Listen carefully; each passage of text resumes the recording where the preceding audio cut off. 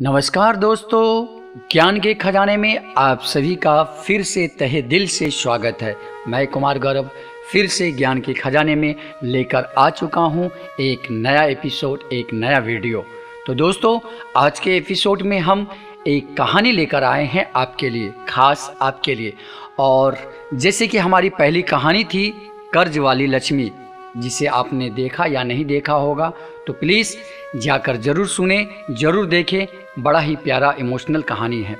आज जो मैं कहानी लेकर आया हूँ, इस कहानी का नाम है डमरू। अब ये डमरू क्या है, ये कहानी में आपको पता चलेगा।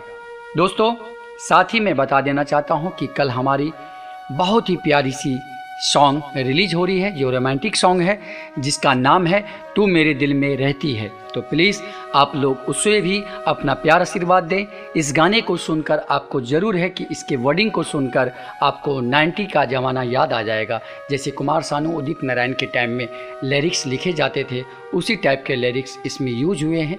तो प्लीज़ आप लोग ज़रूर इस सॉन्ग को सुनेंगे और अपना प्यार आशीर्वाद देंगे। सुनने के साथ लाइक कमेंट ज़रूर करेंगे। तो दोस्तों, हम ज्ञान के खजाने में बढ़ते हैं आगे और लेकर आए हैं जो आपके लिए कहानी।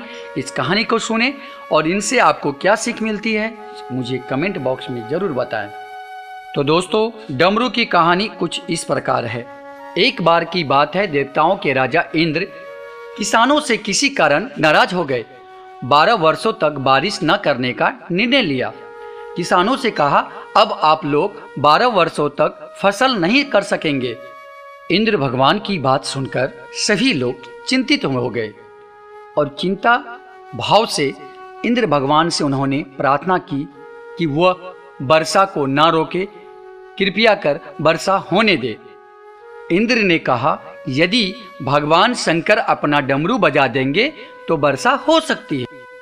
अब इधर इंद्र भगवान ने तो किसानों को उपाय तो बता दिया, लेकिन गुप्त वार्ता कर भगवान शिव से आग्रह किया कि किसानों के सहायता के लिए वह न आगे आए।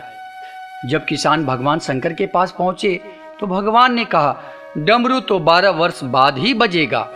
अब देखिए, इंद्र भगवान ने किसानों को कहा कि अगर शंकर भगवान डमरू बजा देते हैं तो मैं बारिश कर दूंगा।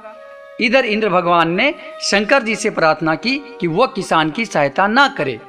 जब किसान शंकर जी के पास पहुंचे तो शंकर जी ने कहा कि डमरू तो 12 वर्षों बाद ही बजेगी।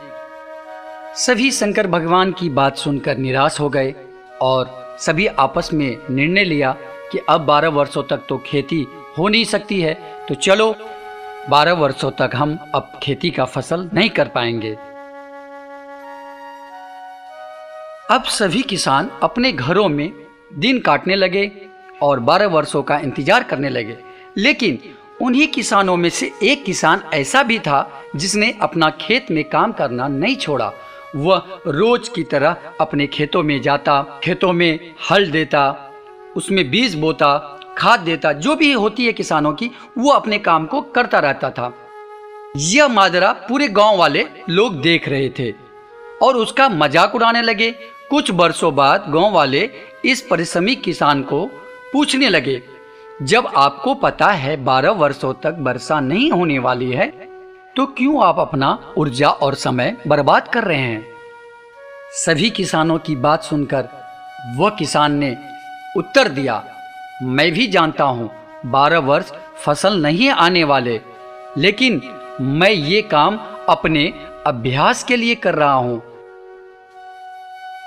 क्योंकि 12 साल कुछ न करके मैं खेती किसानी का काम भूल जाऊंगा। मेरे शरीर की श्रम करने की आदत छूट जाएगी, इसलिए ये काम मैं नियमित कर रहा हूं, ताकि जब 12 साल बाद वर्षा होगी तब मुझे अपना काम किसी भी प्रकार की कठिनाई ना हो। इधर सभी किसानों की बात माता पार्वती बड़े ही चाव से सुन रही थी। बात सुनने के बाद माता भगवान शिव से सहज बोली, प्रभु, आप भी 12 वर्षों के बाद डमरू बजाना भूल सकते हैं। माता पार्वती की बात सुनकर भोले बाबा चिंतित हो गए। अपना डमरू बज रहा है या नहीं, यह देखने के लिए उन्होंने अपना डमरू उठाया और जैसे ही उन्होंने डमरू बजाने की कोशिश की, डमरू बजते ही बारिश होनी शुरू हो गई। जो किसान अपने खेत में नियमित रूप से काम कर रहे थे, उसके खेत में भरपूर फसल आ गई। बाकी ये किसान पश्चाताप में पड़ गए कि आज अगर मैं भी खेतों में काम कर रहा होता तो आज मेरे भी फसल उगे होते। तो दोस्तों, यह कहानी हम आपके बीच इसलिए लेकर आए हैं क्योंकि अभी कोरोना जैसी महामारी हमारे देश में चल रही है, लॉकडाउन चल रही है। तो कभी न कभी इस बीमारी का अंत तो होगा, कभी न कभी इस बीमारी का सॉल्यूशन तो निकलेगा। तो हम इस चीज़ पर अपना ध्यान क्यों भटका रहे हैं? हम अपने ध्यान को अगर भटकाना ही है तो अपने कार्य पे, अपने व्यवसाय पे, अपने परिवार पे, अपने भाईचारा पे अपना ध्यान बटाएं, ताकि आपका ये भाईचारा, आपका ये काम, ये हमेशा काम आए। तो दोस्तों, गलत बातों पे ध्यान ना दे, गलत अफवाहों पे ध्यान ना दे, गलत मैसेज पे ध्यान ना दे, गलत न्यूज पे ध्यान ना दे। ये सिर्फ आपके मन को भटकाने का काम करते हैं। तो इसीलिए हम आपके लिए छोटा सा एक कहानी के रूप में आपको छोटा सा सीख देने के लिए लेकर आए थे। अगर हमारी कहानी आपको पसंद आई हो तो प्लीज़ मेरे चैनल को ज़्यादा से ज़्यादा प्यार दें, अपना आशीर्वाद दें। मेरे चैनल को लाइक, कमेंट, शेयर और सब्सक्राइब करना ना भूलें। ऐसे ही एक से एक ज्ञान की बातें आपके बीच लेकर आएंगे जो आपको कुछ सीखने और सिखाने का काम करेंगे।